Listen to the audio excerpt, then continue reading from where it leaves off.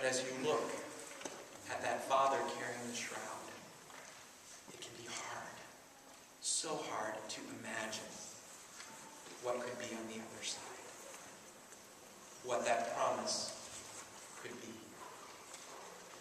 As you look at the rocket blast in Jerusalem, it can be hard to think that there's a promise that will get the people living there through this. It's not a new thing, though, unfortunately.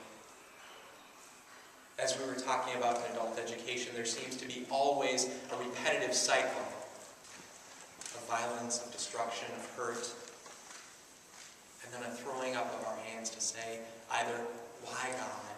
Or, God, how can you do this? And we begin a new conversation, looking towards a hope that will move us again forward. And here in Jerusalem, we know that those listening to Mark's gospel are well aware that destruction has befallen them and will continue to befall them. This text was written between 65 and 70 in the Common Era. That means over 30 years after Jesus has died. And it is at this point that the Romans, in war with the Hebrew people, have come in and have laid everything bare. They have destroyed the temple. They have knocked down the buildings.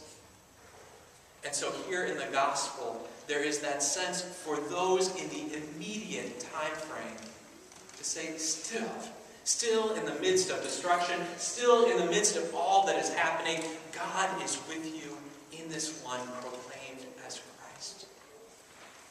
This one who is willing to go to the very deepest and darkest place of despair. With you. For you. Now when we come to church, we like to know that there's a community and that there are going to be the hugs and the smiles. We like to come and think that the pastor is really going to rev us up for a hard week. Right? To think that there's going to be something that is going to give us a little bit more on the other side of this. I'm convinced that sometimes when we gather here in this place, when we come together as a community, it is precisely this that becomes the message of hope.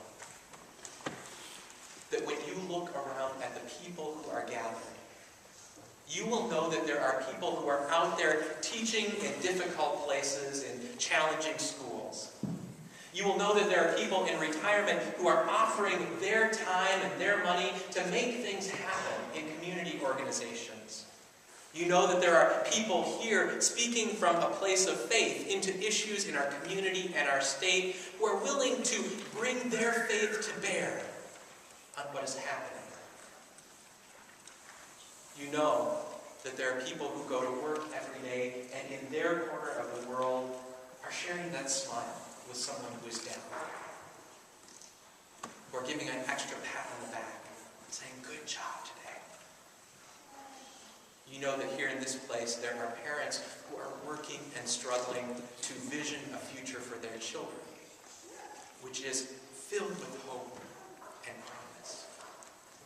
You see, the message of Jesus is one that hope continues even after the darkest of circumstances, and it is lived out in the context of a community. Lived out in the context of a community.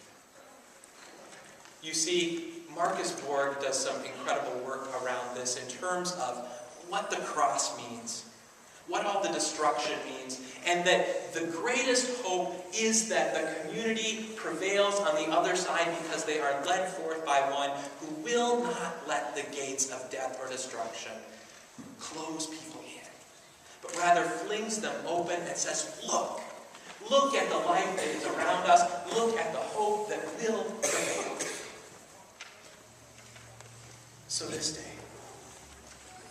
day, as we gear up for Living Christ Sunday and what it means to proclaim this Christ who is alive in the world and in the life of all. We're invited first to reflect on those places where we need to know or see a glimmer of hope today.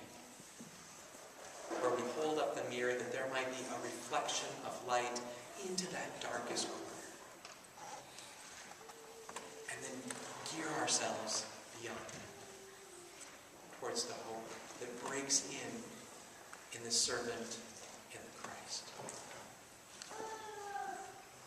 This day as you go forth, think of those places of challenge, of frustration and despair, in your own lives and in the life of the world. And then vision how your faith will move you through and beyond. That it doesn't become a stopping point. Rather, it becomes the place where we live more faithfully and more fully, knowing that God does not abandon us, but journeys with us. In all things, let us put forward our confession